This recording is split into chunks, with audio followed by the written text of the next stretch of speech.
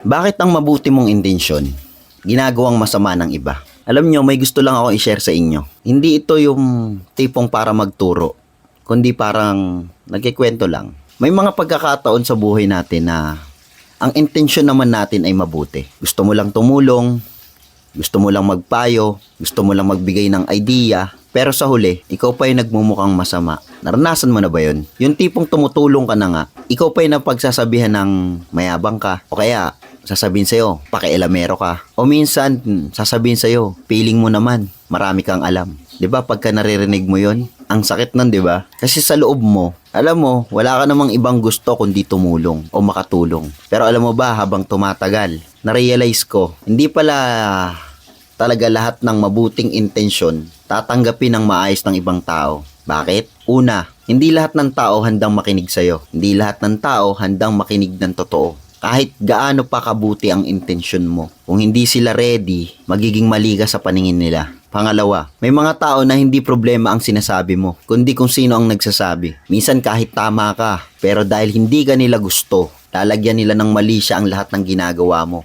At pangatlo, may mga taong sanay sa maling sistema. Kapag may ginawa kang tama, ikaw pa ang magmumukhang kakaiba o mali. Kaya anong gagawin natin? Titigil na ba tayo gumawa ng mabuti? Hindi rin. Pero siguro, matututo tayong pumili. Hindi lahat kailangan tulungan.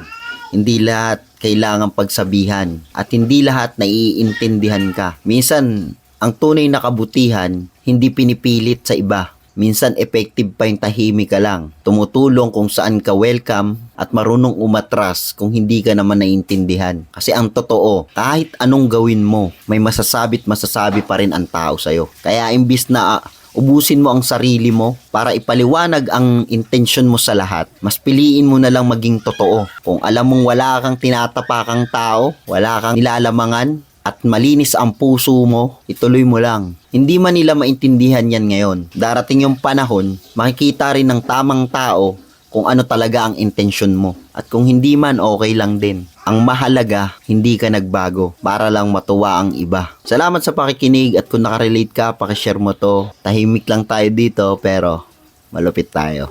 Yan dito na lang. Bye-bye.